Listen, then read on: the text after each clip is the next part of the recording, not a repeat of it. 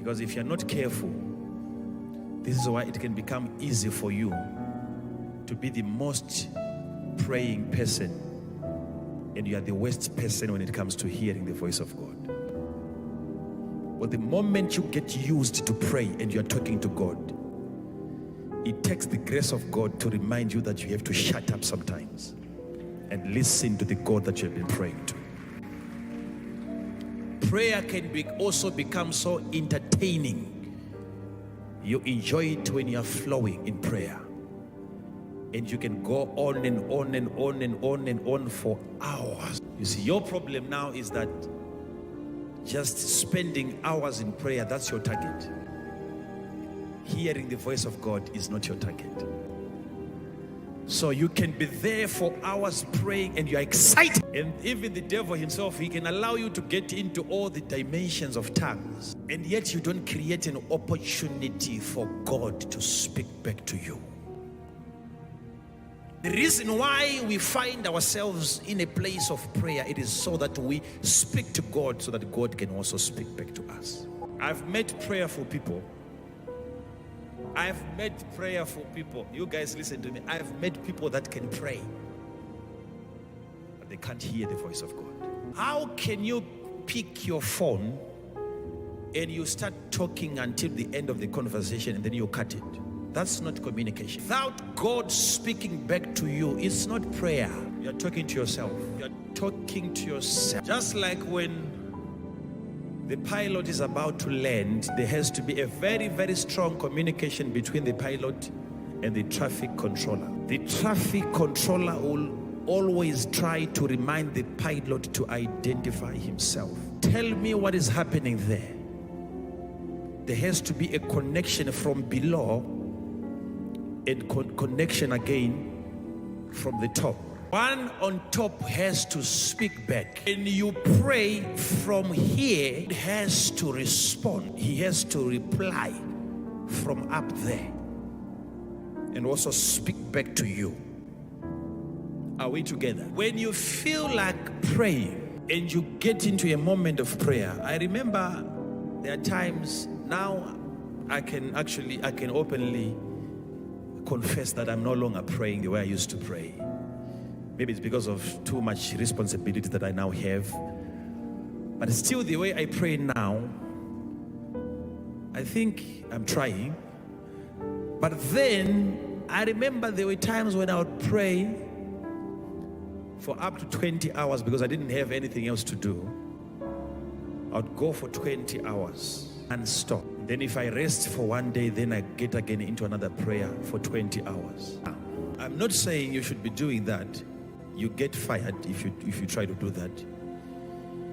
You can't.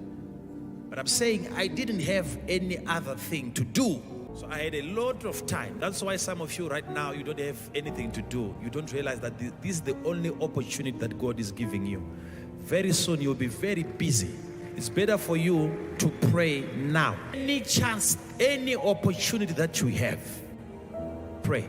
Why should you just be sitting there and doing nothing? You have to pray. You have to pray. You have to pray. You have to pray. You have to pray. You have to pray. That's what I used to do, and up to now I'm still praying, but we can't be talking of hours and so on. The most important thing is not how many hours you spend in prayer, but are you able to hear God when He speaks?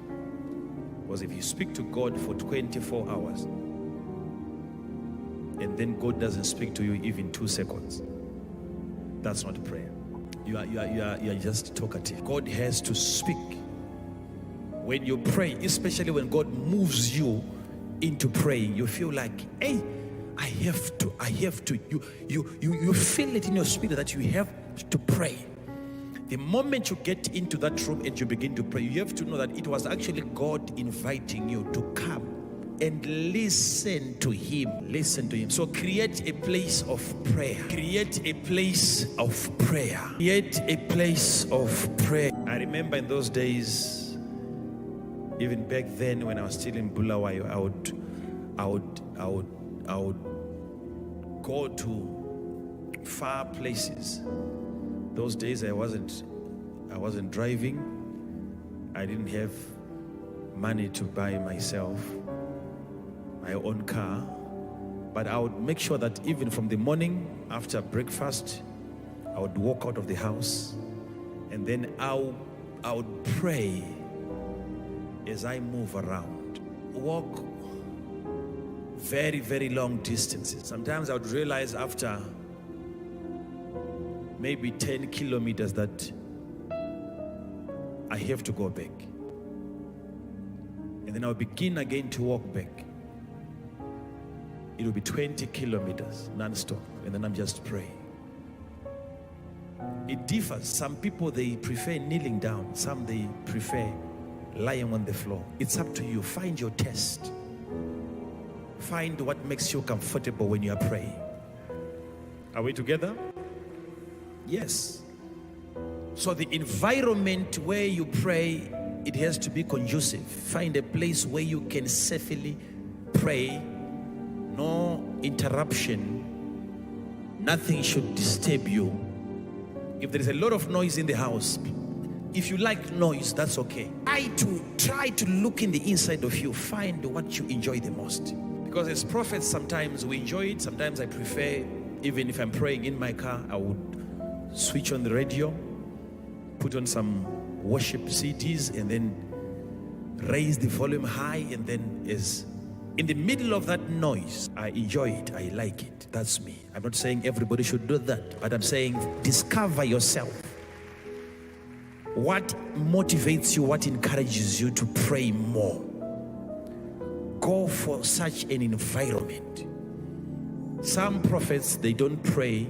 Like most of the prophets that I know, they don't pray in their offices. They normally would want to go out where they would view nature. Some, they like trees, stones, and he's there praying. So we can't make a doctrine out of that, but try to find a place which makes you more comfortable when you are praying. Are we together? Yes, there has to be a place which makes you more comfortable when you are praying. A tower. I will set myself upon a tower, and then I will watch. Remember, Jesus said something, watch and pray. Right? So as you are praying, how come the prophet of God is talking about watching? I will watch and see what he shall say. So he is there not just to hear what God is going to say, but to see what God is about to say. How can you see what God is going to say? How can you see? That brings us to something now, that when God is communicating, the voice of God sometimes can come to you visibly. How can you watch and see what God is saying? This is not hearing, this is seeing. Now, I will give you the first channel now.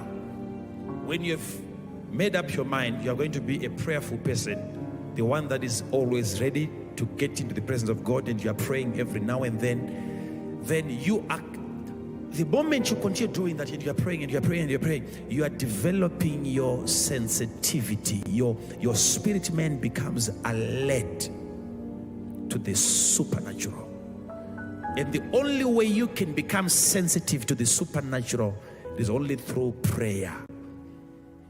If you are not prayerful, it's a true sign that the carnal man or the physical man is in control of your entire life. Do you know how many minutes I spend praying? With all the grace that God has given me, every time I come here to minister, I am afraid of this place. I pray to God. I need a confirmation whether I should be standing here or not.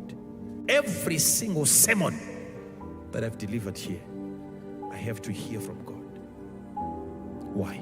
Because that's what makes that sermon relevant to the majority of the people that are listening. You can find a good teaching, find a good sermon, and it can be irrelevant to everybody that is listening. And you're wondering, what's wrong with this? It's not because of the message that you have delivered, it's because of the person that has delivered the message. If you are not prayerful, don't do anything in the house of God. Even ushering,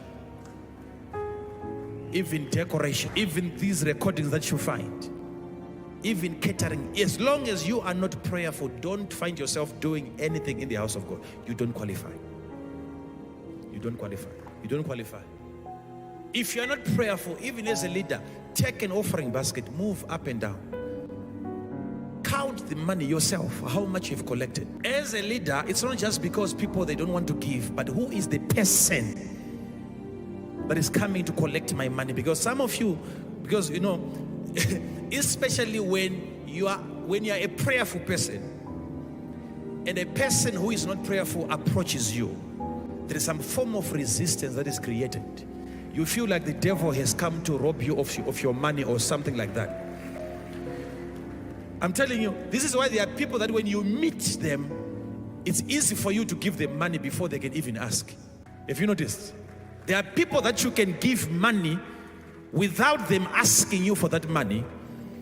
And yet there are people that can come to you asking for money and you're not ready to give them. So imagine if a leader who is not prayerful is coming to collect money from you and you are prayerful. So your prayer life can actually reflect on the offering that you take. So there is nothing for you in the house of God if you are not prayerful. You have to pray. It's a must. You can't do without prayer.